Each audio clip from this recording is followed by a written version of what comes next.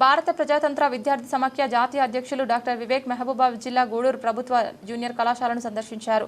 సమస్యలు తెలుసుకున్నారు. ఈ సందర్భంగా మాట్లాడుతూ ప్రభుత్వ జూనియర్ కళాశాల సమీపంలో ప్రభుత్వ గిరిజన బాలుర బాలికల కళాశాల వసతి గృహాలు ఏర్పాటు చేయాలని, గతంలో 500 మంది విద్యార్థులు చదువుకునేవారని, ప్రస్తుతం ఆ సంఖ్య 138 తగ్గిందని అన్నారు. మహబూబాబాద్ నుండి నర్సంపేట వద్ద పెద్దగూడూరుకు కళాశాల సమయాలకు తగ్గట్టుగా బస్సులు నడపాలని కోరారు. మండల పాత్రికేయ మిత్రులకు అదేవిధంగా ఇక్కడ విచ్చేసేటువంటి జూనియర్ కళాశాల విద్యార్థులకు అందరికీ కూడా పేరు పేరు నమస్కరిస్తూ ఉన్నా. ఇవాళ గత 2-3 రోజుల నుంచి నాకు ఫోన్స్ వస్తూ ఉన్నాయి. పెద్దగూడూరు జూనియర్ కళాశాలలో సరైన వసతులు లేక పిల్లలు బాధపడుతూ ఉన్నారని. ఇవాళ నేను మహబూబాబాద్ వచ్చిన తర్వాత ఆ సమస్యని నేను దగ్గర నుంచి చూడాలి అనే భావన్నారు.